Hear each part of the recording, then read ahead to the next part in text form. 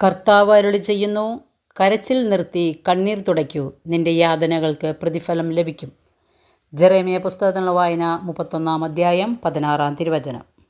അനേകായിരങ്ങൾക്ക് ആശ്വാസവും ആനന്ദവും ലഭിച്ചുകൊണ്ടിരിക്കുന്ന അത്ഭുത ജപമാലയാണ് പരിശുദ്ധ ദേവമാതാവിൻ്റെ രക്തക്കണ്ണീരിൻ്റെ ജപമാല.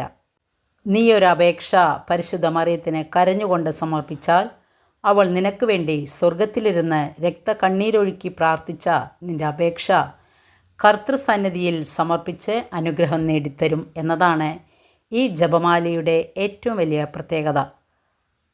അമ്മ മക്കളായ നമുക്ക് വേണ്ടി കരഞ്ഞു പ്രാർത്ഥിക്കുന്നുണ്ട്. നീയും ഞാനും ഇതേ മാർഗം തന്നെയാണ് പിന്തുടരേണ്ടത്. നിന്റെ കണ്ണീരൊന്നും വെറുതെ ആവില്ല. നസ്രായൻ്റെ മുൻപിൽ നിന്ന് കരഞ്ഞവരൊക്കെ അവൻ ആശ്വസിപ്പിച്ചിട്ടേയുള്ളൂ. പഴയ നിയമത്തിലെ ഹാഗാറിൻ്റെ കണ്ണീരും എസ്തറിൻ്റെ കണ്ണീരും കർത്താവ് കണ്ടെങ്കിൽ നീയും പരിശുദ്ധ അമ്മയോടൊപ്പം കരഞ്ഞു പ്രാർത്ഥിക്കുക. അനുഗ്രഹം ഉറപ്പാണ്. കണ്ണീരിൻ്റെ ഈ വചനങ്ങൾ നിനക്ക് ആനന്ദത്തിന് കാരണമാവട്ടെ.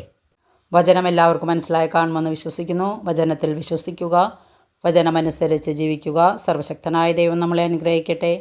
വചനം ഇഷ്ടപ്പെട്ടെങ്കിൽ ലൈക്ക്, ഷെയർ ചെയ്യുക. Okay, thank you, by.